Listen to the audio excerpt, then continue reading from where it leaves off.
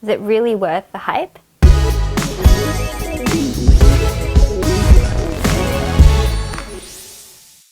Hey guys, this is Jen and welcome back to my channel. I'm a little bit sick today, so please excuse me if I sound like I've got a dry mouth. I'm like drinking my coconut water.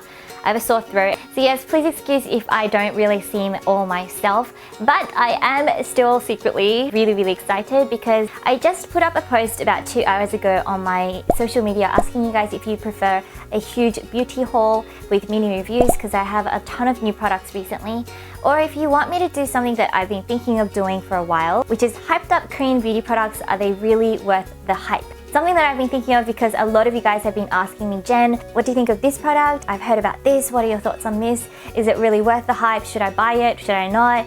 And as much as I want to do like individual review videos for each of them, I really want to deconstruct it for you guys and just put it all in one video, very neutrally and hopefully professionally, but still my personal opinion about whether I think they're really worth the crazy Ajma hype that you guys need to go and put your Ajma wigs on and try and grab that product. Or if it's just something that's still good, there are dupes available, and it's not something that you can't live without. If you guys let me know whether you enjoy this type of video by thumbsing up this video or commenting down below, I'll be able to gauge whether you guys enjoy it, and I'll continue to do more of this kind of video in the future. Yes, there is a possibility that there might be differing opinions on this. Take it with a grain of salt, but I still hope that it's useful and fun for you guys to watch, and maybe at least give you guys a little bit of idea into some products that you might have only heard about or seen online. And do you guys actually remember this setting? I actually used to have this setting at my old house.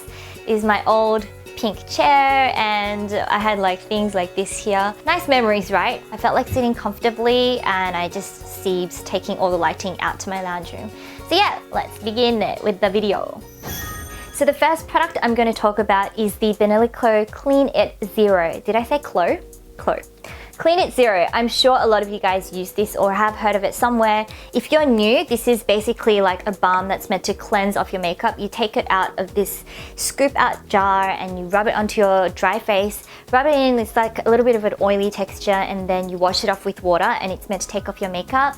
It smells nice, it has a slight fragrance to it, it's light pink, and it's just meant to be really great for even taking off waterproof makeup. I'm sure you guys have noticed that I've never actually mentioned this product before, and the reason is because this is my personal opinion before I go into whether it's worth the hype or not, is because I think that it leaves a little bit of a film on the surface of my face. I'm not sold on the hype for this product. There are a lot of oil cleansers and stuff that I find are equally as good and perhaps have more natural kind of ingredients. It has parabens in it, just for your information, and it has a little bit of fragrance to it, which I've become more sensitive to. I try to go for things that don't have too much fragrance in it these days. I do think that it feels like a little bit of a junk food for cleansing for your skin. I'm really sorry to say this is my personal opinion, okay guys? I know a lot of you guys love this product. I still think it's a really good, affordable way to cleanse off makeup. It's a fun product, it smells nice and stuff, and it just looks cute. So yes, I do find that even though this is good, it does leave a little bit of a greasy film on your skin, so you have to go in with a double cleansing thing afterwards, which is fine because I usually do that with oil-based makeup removers anyway. But I haven't been sold on the hype because there are like Bobbi Brown's cleansing oil, Schumacher's cleansing oil, Tatcha's cleansing oil, and of course the Heimish All Clean Balm, which I wanted to show you guys because it is something that is a definite dupe. But as I said in my previous videos before, this is the better version of Banila in my opinion, and possibly by fact as well. The pricing is really similar, if not cheaper. I think like $14 or $15 for a tub. It doesn't contain paraben, it doesn't have fragrance, it doesn't have any coloring. It has a higher concentrate of the oil, which is like the pure thing that takes off the makeup. So it's less diluted. And even though the packaging, which I think is nice and simple, is not as fun, I have to say the packaging, this one is a lot easier to open and stuff, but this is just a higher quality product. So to sum it up, I do think this is worth the hype to an extent,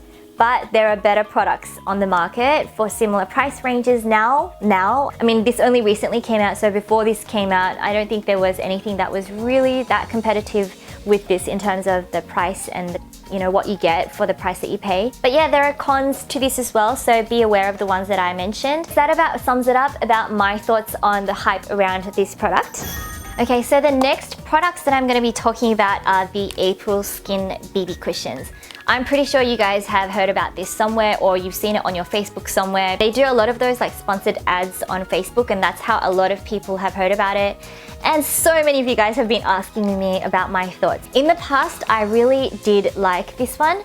But then after using it for a while and having a lot of other BB cushions come onto the market that are more competitive and have better formulas, I have got a different opinion about it now. Okay, so these April Skin BB cushions, if you don't know, if you've never heard of them, they just really claim to have amazing coverage that give you like this amazing glow, like that Korean dewy glow. Those two claims I do have to say are true. But I'm going to get into a little bit of the nitty-gritties of BB cushions if that's okay, just really quickly. And I'll save the actual really detailed overall information in my other BB cushion video that I've been saying that I'll be doing for so long. I said I would do it. There's still 1 or 2 BB cushions that I still need to get my hands on and try before I make that video. But basically, BB cushions are patented in Korea by Amore Pacific, and so all the BB cushions in the world are made at one place in Korea. There are a lot of brands who basically just buy one formula. It costs a lot of money to reformulate something or to repackage something. So there's a standard one. And here, as you can see, the April Skin BB cushions have a very sort of like chunky look to it. It's round and then it's got like these square edges, and the button looks like that. And when you open it, the casing looks like this and the cushion looks like this. So there's a certain like look to this cushion. So after a while of being in this industry, you can sort of notice when a BB cushion is really similar to something else that another brand has come out with. And it kind of like clicks 2 and 2 together. Oh, this is a similar formula that they decided on making for their brand. This is kind of hard to understand with just this really basic explanation that I'm giving you guys, but I hope that you guys can sort of grasp it. I know I'm not going into the details, but I did find that the April Skin ones are really strikingly similar to these 3 other cushions, and there are a lot of other ones as well, but just to give you guys a quick example, I just grabbed the ones that I remember off the top of my head from my vanity.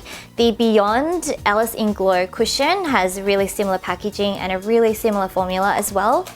The CosRX Make Me Lovely cushion and the Vant 36.5. So as you can see, they're round, they've got that really square edge. Even the puff just looks really similar, it just has a different brand on it.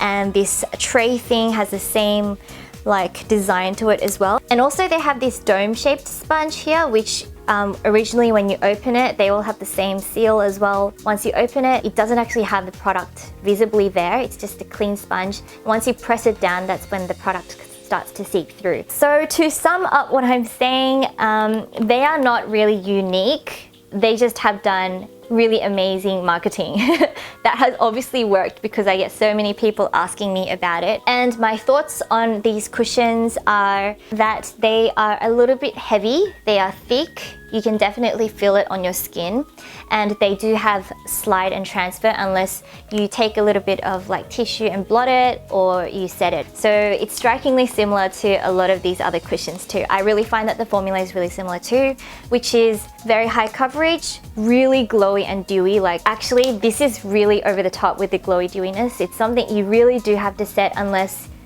you really want to look like a shining disco light bulb. This is a little bit matter, so I do think that this is personally a bit better. They both have amazing coverage, but it's really sort of thick, and it's definitely not a product that you feel is disappearing into the skin. It just sits on top of it. It does have a strong scent to it. It will cover like spots, pigmentation, darkness. So if you're looking for that, if you simply want to just like separate a ply of tissue into the really thin tissue layer and blot it on top after application, then it's really great. It reminds me of the Clio Kill Cover cushion. This is becoming a really long review, but basically, do I think it's worth the hype? I don't think it's worth the hype because there are a lot of other cushions that are really similar in formula. It's not unique. But if you're new to cushions and you've never experienced the full coverage that gives you the glow before, I do think that it's possible that you might actually really like these. Keep in mind that they do transfer. You do have to carry it around to touch up because it won't look the same throughout the whole day, but same thing with many other cushions as well. So yes, pros and cons to them. Just keep in mind the things that I mentioned. I'm sorry if I disappointed some of you guys because I know a lot of you have been expecting a lot from it. As I said before, BB cushion review video will be coming soon once I get my hands on these last two things that I want to try before it. So yes, that is it for April Skin's BB cushion. Oppa, hi! So because I talked about the April Skin's BB cushions for so long, I'm going to go onto the Magic Stone soap thing and talk about it really quickly if that's okay. So mine looks all yucky. It's been in my soap tray thing that I just basically literally took out of my bathroom. This soap was really hyped up on Facebook as well for being like a magic soap that cleanses up your makeup and it leaves your skin like amazingly clean, and you don't have to do like two-step cleansing and stuff. This is my New Skin bar and I personally think this is better. New Skin bar soap. You can use it for face and body. In comparison, the Magic Stone, it does cleanse well, but it leaves that feeling. I don't know if there's a word for it in English. So it's like 뽀드득 It's like in Korean there's a word for the sound that your skin makes after you use a product that leaves this feeling. I'm sure you guys might know what I'm talking about, but it doesn't leave it feeling soft. It's like there's something on the skin and it feels like it kind of drags across. Like, I don't know how to explain it. But it doesn't feel squeaky clean. I always have to go in afterwards with something else to double cleanse when I use this. So I personally don't think this is worth the hype either. It's just my quick review of this one. Okay, so moving on a little bit quicker now, I'm going to talk about these pencils. Clio's Gel Presso Waterproof Pencil Gel Liners and the Etude House Play 101 pencils. Etude House ones have a wider range of colors and formulas, so they have like sparkly ones, matte ones, etc, etc. And then Gel Pressos only have like a couple of colors and one formula, so it's like kind of metallic. Both these pencils are twist up and they have an inbuilt sharpener. It's like a staple in many beauty YouTubers videos or makeup bags and collections, so they are really hyped up. So are they really worth the hype? I definitely think that they are both worth the hype. The clear ones are a little bit dearer than the Etude House ones. Etude House is possibly, I don't know the prices off the top of my head because I'm really bad at remembering prices. They're about $3 or $4, $5, $6 maybe. And then these ones are a little bit dearer. I remember they're about $10. But they are still really, really affordable and cheap compared to Western makeup. They have great formulas that are waterproof. I personally didn't really like the Etude House Play ones at first, but I think they've improved the formulas. Clio's Gel Presso ones are really waterproof and the colors are just amazing. They're really creamy. So I do think that these guys are worth the hype. And the Etude House ones, some colors are longer lasting than others, so keep that in mind. Not just as eyeliners, but you can use them as your eyeshadows as well if you want to use it as primer to make your eyeshadows last longer. And yeah, you can use it in so many different ways, so I definitely think that these pencils are worth the hype out of Korean makeup. So something else that's really hyped up in the Korean beauty and skincare world are Snail Products. I'm sure that you guys have heard of it. Possibly Snail Products are the products that introduced some of you guys into Korean makeup and skincare because it's so strange sounding and so disgusting sounding, honestly. So there are like Snail BB creams, there's Snail like mask sheets, there's Snail creams of all types. To tell you guys the honest truth, I think I really avoided using these for a long time because it just sounded gross. I used to have pet snails. I used to play with snails when I grew up in Australia. I used to mark them and they were my pets. So I know what it's like when they like do their fang and like slide across the floor and they leave this slime. It's gross, right? But in Korea, I'm pretty sure a lot of people have never really seen a real snail before if they've grown up in a city like Seoul. There are not many snails. I've never seen a snail in Korea so far. And they are not yucky, I guess. They're natural, but many people's first reactions to snail products is like, ew, did they like squeeze it? Like, what would it smell like? You know, you poke their eye and the eye just kind of like disappears and like slimy, and if you step on it, like they die and stuff. But this is getting strange. Just once you get over that initial reaction and you actually give Snail Products a go, they're amazing. And just for your information as well, a lot of you guys have been asking me about animal cruelty There are a lot of Asian products and Korean products that contain animal ingredients like donkey milk and, you know, snail bee pollen and stuff. And I have officially found out from actual manufacturers and people in the industry of making products in Korea that there is no animal cruelty involved in Korea. There is none. There's no animal testing. They do find very moral and ethical ways of extracting these things from animals. So far there is none. So just to clear that out and finally let you guys know the official information. So yes, they do take out the extract of snail slime, but everything that I've used of Snail products has just been so good. There is an element of like a slime to it, especially the masks. The products are different. They just have a more smoothness to it, more hydration to it, and more softness that it leaves on your skin. So I do think that Snail products are worth the hype. Obviously, I haven't tested every single one on the market, but from the ones that I have tried, all of them have been a hit. So Snail masks are definitely great. I love this Vov Snail Cover BB Cream. Sounds so yuck.